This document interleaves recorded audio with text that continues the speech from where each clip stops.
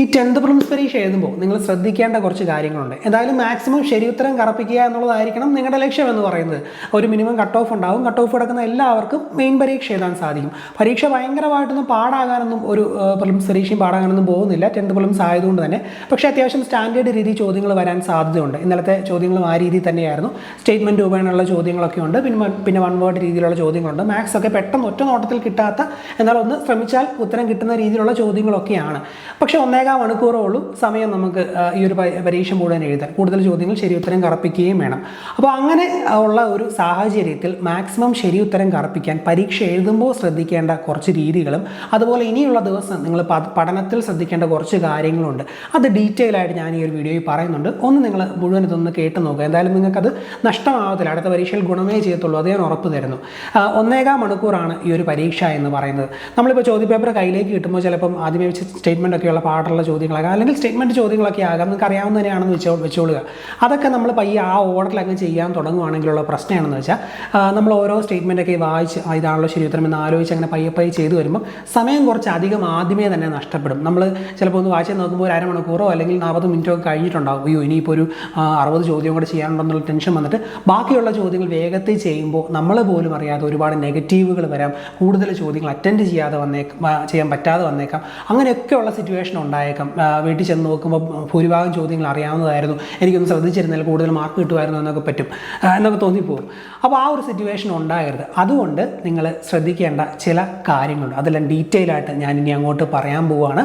മുഴുവൻ കേൾക്കുക. Okay. Question paper നിങ്ങളുടെ കയ്യിലേക്ക് കിട്ടുമ്പോൾ ഒരുപക്ഷേ ഇപ്പോൾ സ്ക്രീനിൽ കാണുന്ന പോലെ ഇങ്ങനെ സ്റ്റേറ്റ്മെൻ്റ് ഒക്കെയുള്ള ചോദ്യങ്ങളായിരിക്കും ആദ്യം നിങ്ങൾക്ക് കാണാൻ സാധിക്കുന്നത്.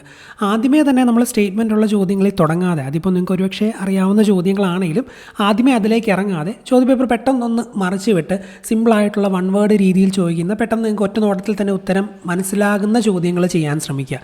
കാരണം സ്റ്റേറ്റ്മെൻറ്റ് ചോദ്യങ്ങൾ ആദ്യം ചെയ്താൽ ചിലപ്പോൾ ഒരുപക്ഷേ ഏതെങ്കിലും വായിച്ചു വരുമ്പോൾ നമുക്ക് കൺഫ്യൂഷൻ തോന്നി സമയം കുറച്ച് പോയി അടുത്തതും വന്ന് അങ്ങനെ പോയാൽ അതൊരു പ്രശ്നമാകും. സമയം ഒരുപാട് നമ്മുടെ നഷ്ടപ്പെടും. അതുകൊണ്ട് പെട്ടെന്നൊന്ന് ചോദ്യപേപ്പർ മറിച്ച് എളുപ്പമുള്ള ചോദ്യങ്ങളിലേക്ക് വരിക. അങ്ങനെ മറിക്കുമ്പോൾ തന്നെ ഇപ്പോൾ ഇന്നലത്തെ ചോദ്യപേപ്പർ വെച്ച് നോക്കുവാണെങ്കിൽ നമുക്ക് എക്സാമ്പിളായിട്ട് ഇപ്പോൾ ഇവിടെ ചോദ്യം കാണിച്ചിട്ടുണ്ട്.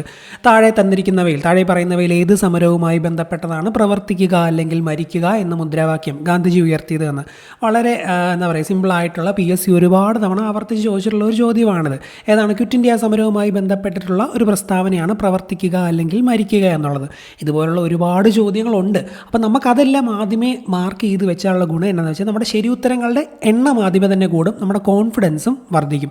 അതുപോലെ തന്നെ പിന്നെയുമുണ്ട്, താഴെ പറയുന്ന കൃതികളിൽ ശ്രീനാരായണ ഗുരുവിൻ്റെ കൃതി അല്ലാത്ത കൃതി ഏതാണ്? 4 കൃതികളിൽ നോക്കിയിട്ട് ശ്രീനാരായണ ഗുരുവിൻ്റെ ചിലപ്പോൾ നമുക്ക് അറിയാൻ മേലാത്ത കൃതി ഉണ്ടായിരിക്കും. പക്ഷേ പലപ്പോഴും അല്ലാത്ത കൃതി എന്ന് ചോദിക്കുന്ന ആ ഒരു കൃതി ഉണ്ടല്ലോ, അത് നമുക്ക് അറിയാവുന്ന ഫേമസ് ആയിട്ടുള്ള കൃതിയൊക്കെ ആയിരിക്കും, അല്ലെങ്കിൽ എളുപ്പമുള്ള നമുക്ക് കൃതികളായിരിക്കും കൊടുത്തേക്കുന്നത്. അപ്പോൾ അങ്ങനെയൊക്കെയുള്ള ഇതുകൾ കാണും. അപ്പോൾ ഒന്ന് വായിച്ച് നോക്കുമ്പോൾ തന്നെ നമുക്ക് മനസ്സിലാവും ഏറെ കൂടുതലൊന്നും വായിക്കേണ്ട. വേദാധികാര നിരൂപണം ചട്ടമ്പി സ്വാമികളുടെ കൃതിയാണ്. അപ്പം ശ്രീനാരായണ ഗുരുവിൻ്റെ അല്ല. അത് നമുക്ക് ഒറ്റ നോട്ടത്തിൽ തന്നെ ഉറപ്പിക്കാം. ഓപ്ഷൻ ബി കറപ്പിക്കുകയും ചെയ്യും. അപ്പോൾ ഇതെല്ലാം ഒരു 5 സെക്കൻഡ് 7 സെക്കൻഡ് ഇപ്പുറം നമുക്ക് ഉത്തരം കറപ്പിച്ച് അടുത്ത ചോദ്യത്തിലേക്ക് പോകാൻ പറ്റും. അതുപോലെ തന്നെ വൈക്കം സത്യാഗ്രഹത്തിന് നേതൃത്വം വഹിച്ചിരുന്നത് ആരായിരുന്നു? TK മാധവനാണ്. യോഗക്ഷേമ സഭ രൂപീകരിക്കുന്നതിന് നേതൃത്വം നൽകിയത് ആര്? VT ഭട്ടതിരിപ്പാടാണ്. ഇതുപോലെ ഒരുപാട് മുൻവർഷ ചോദ്യങ്ങൾ ഇന്നലത്തെ പരീക്ഷയിലുണ്ടായിരുന്നു. 1809 കുണ്ടറ വിളംബരം പുറപ്പെടുവിച്ചത് ആര്? വേലുത്തമ്പി ദളവയാണ്. വൃക്കയിലേക്ക് രക്തം കൊണ്ടുവരുന്ന കുഴൽ, സയൻസിലേക്ക് വരുവാണ്. അങ്ങനെ ഒരുപാട് ചോദ്യങ്ങളുണ്ട്. വൃക്ക ധമനിയാണ് വൃക്കയിലേക്ക് രക്തം കൊണ്ടുവരുന്ന കുഴൽ. അപ്പോൾ ഇതുപോലുള്ള മുൻവർഷ ചോദ്യങ്ങൾ നമുക്ക് ഒറ്റ നോട്ടത്തിൽ തന്നെ ഉത്തരം അറിയാവുന്ന ചോദ്യങ്ങളും ചോദ്യപേപ്പറിൽ എന്തായാലും അത്യാവശ്യം നല്ലപോലെ കാണാം. നമ്മൾ ആദ്യമേ തന്നെ ഈ ചോദ്യങ്ങളെല്ലാം ഞാൻ ഈ പറഞ്ഞ പോലെ കറപ്പിക്കണം. ഇത് GKയിൽ മാത്രം ഒതുങ്ങുന്നതല്ല. മാത്സിൽ നിങ്ങൾക്ക് നോക്കുമ്പോൾ പെട്ടെന്ന് ഉത്തരം കിട്ടുന്ന ടൈപ്പ് ചോദ്യങ്ങൾ കാണും. മാത്സ് ഓരോരുത്തർക്കും ഓരോ മേഖലയാണല്ലോ. ഇപ്പം ഞാനിവിടെ എക്സാമ്പിളായിട്ടൊരു സംഭവം കാണിക്കാം. വിട്ടുപോയ പദസംഖ്യ ഏത് എന്ന് പറഞ്ഞുകൊണ്ട് ഇന്നലെ പരീക്ഷയ്ക്ക് ഉണ്ടായിരുന്ന ഒരു ചോദ്യമായിരുന്നു. നോക്കുമ്പോൾ തന്നെ നമുക്ക് ആദ്യമേ ഒരു സിമ്പിളായിട്ട് അതിൻ്റെ ഡിഫറൻസ് നോക്കുമ്പോൾ തന്നെ മനസ്സിലാവും.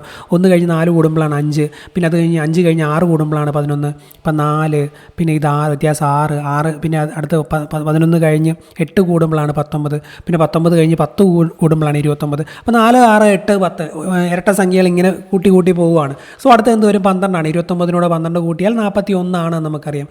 സോ ആ ഒരു ഓപ്ഷൻ ഡി ഉത്തരം വരും. അപ്പോൾ ഇങ്ങനെ നമുക്കറിയാവുന്ന ഉത്തരങ്ങളെല്ലാം ആദ്യമേ തന്നെ നിങ്ങൾ കറപ്പിച്ച് വെക്കുക. ഈ രീതിയിൽ നിങ്ങൾ മാർക്ക് ചെയ്ത് പോവുകയാണെങ്കിൽ ഒറ്റയടിക്ക് തന്നെ ചിലപ്പോൾ ഒരു പരീക്ഷയുടെ ഒരു 20 മിനിറ്റ് കഴിയുമ്പോൾ ഒരു 40-50 ചോദ്യങ്ങളായിരിക്കും ഒരുപക്ഷേ നിങ്ങൾ ശരിയാക്കി വെക്കുന്നത്. അതിന് ശേഷമായിരിക്കണം നിങ്ങൾ സ്റ്റേറ്റ്മെൻറ്റ് ചോദ്യങ്ങളിലേക്കും അതുപോലെ മാത്സിൻ്റെ കുറച്ച് ഡീപ്പായി ടഫായിട്ടുള്ള ചോദ്യങ്ങളിലേക്കും ഒക്കെ വരേണ്ടത്. ഇങ്ങനെ എളുപ്പമുള്ള ചോദ്യങ്ങളൊക്കെ മാത്സിൽ ആദ്യം ഒന്ന് ചെയ്യണം, അപ്പോൾ തന്നെ നിങ്ങൾക്കൊരു 8-10 കിട്ടും. അപ്പോൾ ബാക്കിയുള്ള ഈ ടഫായിട്ടുള്ള ചോദ്യങ്ങളും സ്റ്റേറ്റ്മെൻറ്റ് ചോദ്യങ്ങളും പിന്നെയുള്ള സമയം നിങ്ങൾ ആലോചിച്ച് വീണ്ടും ഒന്ന് ചോദ്യപേപ്പർ അനലൈസ് ചെയ്ത് നിങ്ങൾ ചെയ്യണം. അപ്പോൾ അത്യാവശ്യം നല്ല ഒരു സ്കോറിലേക്ക് നിങ്ങൾ എത്തുന്നതാണ്. പരീക്ഷ പാടാകാം, എളുപ്പമാകാം, അതുപോലെ തന്നെ ചിലപ്പോൾ സമയം കിട്ടാതെ വരാം. എങ്ങനെ വന്നാലും നമ്മൾ കൂടുതൽ ശരിയുത്തരം മാർക്ക് ചെയ്യുമ്പോൾ നമുക്ക് ചിലപ്പോൾ കട്ട് ഓഫ് കിടക്കുന്നൊരു മാർക്കിലേക്ക് ഓൾറെഡി നമ്മൾ എത്തിയിട്ടുണ്ടാകും. ചിലപ്പോൾ കട്ട് ഓഫ് ഒരുപാട് കുറഞ്ഞു പോയാൽ നമ്മൾ ആദ്യത്തെ ആ ഒരു റൗണ്ടിൽ തന്നെ കട്ട് ഓഫ് കിടക്കുന്ന രീതിയിലായിരിക്കും നിൽക്കുന്നത്. കട്ട് ഓഫ് കിടക്കുന്ന എല്ലാവർക്കും മെയിൻ പരീക്ഷ എഴുതാൻ സാധിക്കും. പക്ഷേ നമുക്ക് കുറവ് മാർക്ക് പോരാ, കൂടുതൽ തന്നെ വേണം. അതുകൊണ്ട് വീണ്ടും സ്റ്റേറ്റ്മെൻറ്റ് ചോദ്യങ്ങളിലേക്കൊക്കെ വരുമ്പോൾ സ്റ്റേറ്റ്മെൻറ്റിൽ തന്നെ സിമ്പിളായിട്ടുള്ള മുൻവർഷ ചോദ്യങ്ങൾ ബുള്ളറ്റ് പോയിന്റുകളായിട്ട് കൊടുത്തുകൊണ്ടുള്ള ചോദ്യങ്ങളൊക്കെ ഉണ്ടായിരുന്നു. അതൊക്കെ എഴുതി പിന്നെ അറിയാവുന്ന മാത്സ് ചോദ്യങ്ങളൊക്കെ എഴുതി മുന്നോട്ട് പോകുമ്പോൾ നല്ലൊരു സ്കോറിലേക്ക് നമുക്ക് എത്താൻ സാധിക്കുകയും ചെയ്യും. അതുപോലെ തന്നെ സിമ്പിളായിട്ട് കട്ട് ഓഫ് കടക്കാൻ പറ്റുകയും ചെയ്യും. അപ്പോൾ ഞാനിവിടെ പറഞ്ഞപ്പോൾ നിങ്ങൾ കുറച്ച് കാര്യങ്ങൾ ശ്രദ്ധിച്ചിട്ടുണ്ടാകും. ഒരുപാട് മുൻവർഷ ചോദ്യങ്ങൾ ഇങ്ങനെ ആവർത്തിച്ച് വന്നിട്ടുണ്ടെന്ന്. അടുത്ത ഘട്ടത്തിൽ പരീക്ഷ എഴുതാൻ പോകുന്നവരും ഇതുപോലെ മുൻവർഷ ചോദ്യങ്ങൾ ഓരോ ടോപ്പിക്കുമായി ബന്ധപ്പെട്ടത് നന്നായിട്ട് പഠിച്ചിട്ടേ പോകാവുള്ളൂ. ഇപ്പോൾ കറണ്ട് അഫേഴ്സ് ആണെങ്കിലും ഒരുപാട് ചോദ്യങ്ങളൊന്നും വന്നിട്ടില്ല. ഭൂരിഭാഗവും മുൻവർഷ ചോദ്യങ്ങളിൽ നിന്നാണ് GK-യിലും സയൻസിലും ചോദ്യങ്ങൾ വന്നേക്കുന്നത്. അപ്പോൾ PSC ഇതുവരെ ചോദിച്ചിട്ടുള്ള ഓരോ ടോപ്പിക്കുമായി ബന്ധപ്പെട്ട് ചോദിച്ചിട്ടുള്ള മുൻവർഷ ചോദ്യങ്ങളും പ്രധാനപ്പെട്ട പോയിൻറ്റ്സും ടോപ്പിക്കുമായി ബന്ധപ്പെട്ട് പഠിച്ചിട്ട് പോയാൽ അത്യാവശ്യം നല്ല രീതിയിൽ GK ഭാഗത്ത് നിന്ന് സ്കോർ ചെയ്യാൻ പറ്റും. പിന്നെ മാത്സ് ഒന്ന് നന്നായിട്ട് പഠിച്ചാൽ മതി, ആ ഭാഗവും സെറ്റാക്കാൻ പറ്റും. അപ്പോൾ ഇനി അടുത്ത ഘട്ടങ്ങളിൽ പരീക്ഷ എഴുതാൻ പോകുന്നവർ ചെയ്യേണ്ടത് എന്താണെന്ന് വെച്ചാൽ ഓരോ ടോപ്പിക്കുമായി ബന്ധപ്പെട്ട മുൻവർഷ ചോദ്യങ്ങളൊന്ന് നന്നായിട്ട് പഠിക്കുക. മാത്സും ഡെയിലി ചെയ്ത് പഠിക്കുക. അത്രയും പഠിക്കാനേ ഇനി സമയമുള്ളൂ. അടുത്ത ഘട്ടം 11-ാം തീയതി അല്ലേ, അത് ഇനി അടുത്ത ഘട്ടമുണ്ട്. അങ്ങനെ വരും. അപ്പോൾ ആ ഒരു രീതിയിൽ അങ്ങ് വലുതായിട്ടൊന്നും ഭയങ്കരമായിട്ട് പഠിച്ച് തീർക്കാത്തവർ, ഒരു ആവറേജ് രീതിയിൽ നിൽക്കുന്നവർ അങ്ങനെ തന്നെ അങ്ങ് പഠിച്ചാൽ മതി.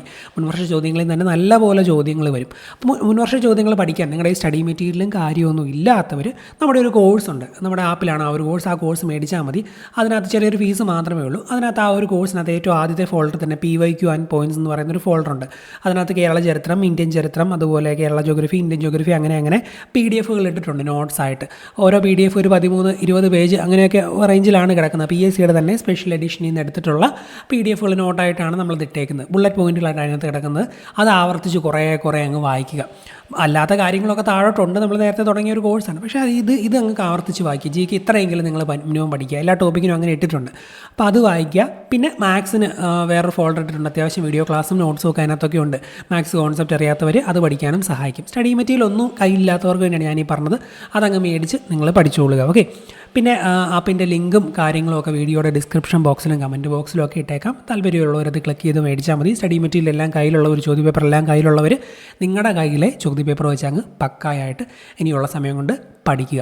നന്നായിട്ട് ടാക്റ്റിക്കലായിട്ട് പഠിച്ചാൽ സിമ്പിളായിട്ട് നമുക്ക് 10th പ്രിലിംസ് ക്രാക്ക് ചെയ്യാൻ പറ്റും. വലിയ പ്രശ്നമൊന്നുമില്ല. കുറച്ച് ഹൈ സ്കോർ മേടിക്കാൻ അങ്ങ് ശ്രമിച്ചോണം. ഈ രീതിയിൽ എഴുതിയാൽ നമുക്കങ്ങ് അത് മേടിക്കാൻ പറ്റും. അപ്പോൾ നന്നായിട്ട് തന്നെ അടുത്ത ഘട്ടത്തിൽ പരീക്ഷ എഴുതാൻ പോകുന്നവർ പരീക്ഷയെ സമീപിക്കുക. ഓക്കെ. ഞാനീ പറഞ്ഞ ഇത്രയും കാര്യങ്ങൾ നിങ്ങളൊന്ന് മനസ്സിൽ വെച്ച് അടുത്ത ഘട്ട പരീക്ഷ നന്നായിട്ട് തന്നെ എഴുതാൻ ശ്രമിക്കുക. മാക്സിമം ശരിയുത്തരങ്ങൾ മാർക്ക് ചെയ്ത് കട്ട് ഓഫ് കിടക്കുന്ന രീതിയിൽ തന്നെ ഉള്ള ഒരു സാഹചര്യത്തിൽ വേണം നിങ്ങൾ പരീക്ഷാ ഹാളിൽ നിന്ന് ഇറങ്ങാൻ. നന്നായിട്ട് പഠിച്ച എല്ലാവർക്കും നല്ലൊരു വിജയം ഉണ്ടാകട്ടെ എന്ന് ആശംസിക്കുന്നു. Thank you.